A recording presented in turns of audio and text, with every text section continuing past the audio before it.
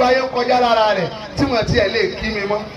Káàní àkọ́rì bíi lámúyá rẹ̀ fún ni. Àfi bí ìgbà tẹ́ mọ̀ mi mọ́ ṣé ẹ gbàgbé mi. Lámúyá rí fún ni.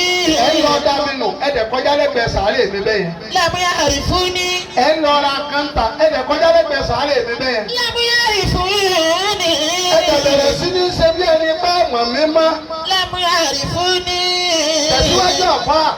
Sọ̀wílì mi sáárì yẹ kí tẹ̀sí mú ọ̀nàmọ́ ní. Sọ̀wílì mi rọ́ọ̀sì yẹ kí tẹ̀sí mú ọ̀nàmọ́ ní.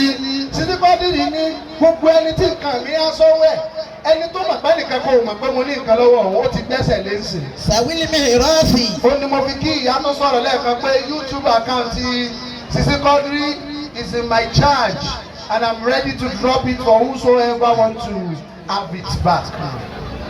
Ọ̀pọ̀lọpọ̀ àwọn èèyàn bóyá owó ni bóyá aṣọ ni bóyá dúkìá kan ni bóyá nǹkan kan ni lọ́jọ́ pàwọ́ àti Sisi Quadri pọ̀ ó ti rò pé ó jẹ́ mọ́lẹ̀ ó jẹ́ gbé ó ti rò pé ó pa mọ́lẹ̀ ó pa gbé kò sí wàhálà àáfàá lè ṣi òkú sí Ọlọ́run ò ní ṣì gbà. Sọ̀wílì mi rọ́ọ̀sì yẹ kí tẹ̀sí mú ọ̀nàmọ́ ní. Ní gbogbo ẹbí mi ará mi ọ̀rẹ́ mi ẹ̀yin èèyàn mi ẹ wá ń wo dúkìá mi pé ilé yìí yàrá mélòó lèmi ó mú un bẹ yóò ti máa sọ kẹ́lẹ́kẹ́lẹ́ lọ́kàn ẹlòmíì. Yẹ kí tẹ̀sí mú ọ̀nàmọ́ ní. Ipe àbí kí n fẹ́yàwó Sisi Quadri ni kí n fi ṣe láàánú. Yẹ kí tẹ̀sí mú ọ̀nàmọ́ ní.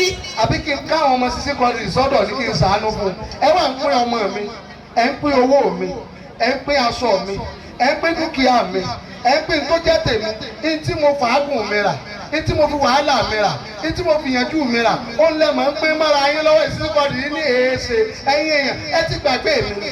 Wàmẹ́